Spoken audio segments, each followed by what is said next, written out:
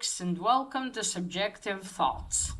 And our comic for today is Radio Spaceman, Mission to Numa 4, Issue 2 by Dark Horse. Now there is fighting, killing, blood, vampires, gods, and an explosion in this one, so if you are in any way squeamish, you have been warned.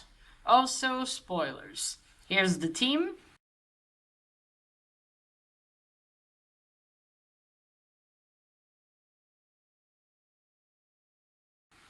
Alright, so when we left off Radio Spaceman in issue 1, he was about to fight the frog people, the frog alien people, and then also the Countess Vampire Lady got out of her box and bit one of the other aliens. It looks like she was flying somewhere. So we started this issue off back at the cave. Radio Spaceman is fighting the frog people, and the frog aliens, as you can see here. Trying to get to the altar where the space archaeologist doctor lady, this one here, is tied up to, or this professor is about to sacrifice her to a frog god alien. I'm not entirely sure. And so yeah, while he's fighting, the professor says, no matter, it's too late anyway. He's about to hit her, but then the doctor lady distracts him by asking him, do you remember, what our mission was? And we went to this planet and captured that. So the vampire lady is some sort of vampire priestess to this thing, and she, I'm not entirely sure, but it looks like she wasn't a good the vampire lady. Well, anyway, they captured her, and they were about to take her to the testing facility, and then she reminds the professor that he was in love with her, and maybe. And anyway, he said, but the professor tells her it doesn't matter, there's no one but the frog god. And just as he is about to hit her, Radio Spaceman finally knocks out all the frog alien creatures, grabs one of their spears, and shoots the spear right into the professor's chest. The professor falls. Radio Spaceman runs towards the altar. The doctor lady tells him, great shooting, Radio Spaceman, and not a moment too soon. I was about to, he's untying her, or ripping the rope, I should say, and he tells her, I'm sorry about your crew, doctor. And then the professor starts saying the name of the god, the frog god, and then the frog god says, this sacrifice is accepted. So it looks like it didn't really matter who was killed at the, I guess, temple then, as long as someone was. So it wasn't so much that the frog god was looking for a bride. And the professor's like, it's not fair. Well, mate, you were going to sacrifice the doctor lady. Was that fair to her? Anyway, it's not fair. He starts to mutate, and the doctor lady and the Radio Spaceman start to run out of there. It's like, come on, let's get out of here. I've seen enough. But they're running away as the professor is mutating, growing bigger. Radio Spaceman and Doctor Lady run out of the cave, and she says, I didn't really like him, but that's one hell of a way to go. And yeah, not the best way to go. But also not the worst, I would say. Alright, they just run out the door. You see some of the frog people, the aliens that get up and they're looking at their god.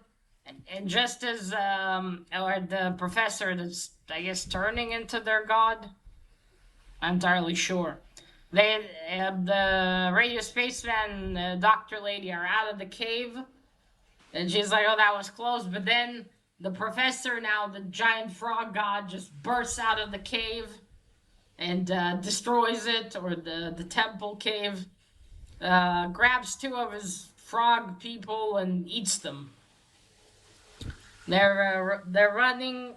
She and the radio spaceman, while the frog gods wandering around. And then for some reason, the doctor lady talks about herself in the third person, saying, "Oh, the doctor has nearly escaped." I'm pretty certain it's not Radio Spaceman because the speech bubble's directed towards her, so it's really a little bit weird. I don't get why she. Never mind. Um, but just as she says that, the frog god turns towards them and starts running. And she's like, "Don't you have a gun?" And then back in the spaceship, we see the man that operates Radio Spaceman or is Radio Spaceman. Says I had one, but someone forgot to put the extra batteries. And he's talking to the employee behind him, the mechanic. Although, granted, I don't think that laser gun would have really done much against an old frog god, as he's as fucking massive, that one. But just as he's got like a hammer, he tells her I got the hammer, but yeah, that's gonna do fuck all even more. But then the like two big dinosaur, the one big dinosaur thing from issue one appears, and then another like big pterodactyl dinosaur appears, and they start attacking Frog God. And then the doctor lady says a weird word, and then she starts reciting something she read in university. So it was from some kind of pot. It was this history of this planet that there were three space gods on it, three gods, and it was one god too many. So the frog god was killed, and he wasn't supposed to be awakened again, or else it would mean everyone's fucked. A rough translation.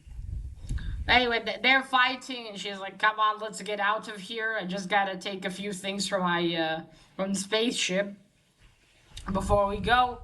They run there, but suddenly they're attacked by the bear alien that from the previous issue. Well, now he's skinny and a vampire. So he jumps Radio Spaceman, and the doctor lady's like, "Hey, knock it off." And she grabs a stick. Sorry, a branch, pretty big branch, hits him. That doesn't do much. He turns toward her, and then she takes it and impales him. And then he finally falls. And Radio Spaceman says he wasn't like this before. And the doctor lady says he's a vampire now. And then suddenly they hear a voice like, "Don't call that thing a vampire." And it's the countess. She's sitting. She's sitting on the spaceship, and she said, I'm a vampire. Look at her grace and power and everything." And she lands down near them. Oh, she looks better now after she drank all the blood from the bear alien thing. She says, I'm a vampire." And she looks at the doctor, and she's like, come to me. I'll show you, my love, my thanks." She wants to thank her because she was about to kill the bear alien thing, but the doctor lady did it for her. And she's like using her vampire powers. Her eyes glow red. "Come to me." And then surprisingly, Doctor Lady's like, "Yeah, that's not gonna work." And she takes off her gloves and approaches the Countess and turns into a vampire. And the Countess like, "Well, I didn't expect that." "Well, Countess, you're not the only one. I don't think me or Radio Spaceman or anyone expected that." It's like, but she turns all black and kind of furry. So at first I thought, wait, is she a werewolf? But she's also a vampire? I guess she goes immediately to bat form? I'm not sure. Anyway, Countess also turns into her bat vampire form, and they start fighting. while in the background the gods are fighting, and the two other gods overpower Frog God and rip into him, and he's bleeding lava, essentially. Radio Spaceman is watching all this. Dr. Lady knocks the Countess a few good times, and then grabs her and throws her in the lava that's now streaming down towards them. And the Countess is screaming and hissing, or hissing from the lava. At least I think it's lava. Anyway, then she turns to Radio Spaceman and says, "Come on, let's go." And Radio Spaceman looks at her and asks, "You're a vampire too?" She says, "Yes, but don't worry, I'm a good guy. I'm the good guy." I mean, I don't know. But now it's kind of funny, because if you have these powers, why the fuck didn't you free yourself? What, you want to tell me a bit of rope managed to overpower a vampire? I mean, the Countess was like in a box with fucking chains. And even then she managed to break out of that. That's a little bit weird. Anyway, they're running towards Radio Spaceman's ship. Radio Spaceman gets up first. She says, "Come on, come on." She starts climbing up the ladder, but then the Countess grabs her, and she asks Radio Spaceman, "Hey, can I borrow your hammer?" He gives it to her. Well, it's not really borrow, because she drops it on the Countess. I don't know why. She could just kicked her with her leg. But anyway, the hammer and the Countess are now in lava. They get into the spaceship, and Radio Spaceman quickly flies it out of the planet. And then behind all of that, you see the two other alien gods running away from Frog God as the planet, well, fucking explodes. Essentially. But Radio Spaceman and Dr. Lady managed to fly away just in time. And well, we see we see them fly away, and then we see back in the spaceship, we see the man operating Radio Spaceman and the mechanic. He poured Radio Space, or the captain, drink. I'm assuming I think it might be scotch or something, or brandy, based on the color. And he says, "Well," he tells the captain, "See, I told you would manage." And then he says, "Well, that Doctor Lady's one interesting character." Because I think and then we'll go back to Radio Spaceman and the Doctor Lady, and she tells him, "Hey, do you mind if we keep that me being a vampire between the two of us?" And then she says, "Oh, it's it's such a shame for the crew. The other two guys were really nice, and it's a shame we were bringing back some kind of, I think, pot or something like that I wanted to bring back to check. That's a shame, but it could have been a lot worse." And so she sits behind Radio Spaceman's chair, as he flies them away.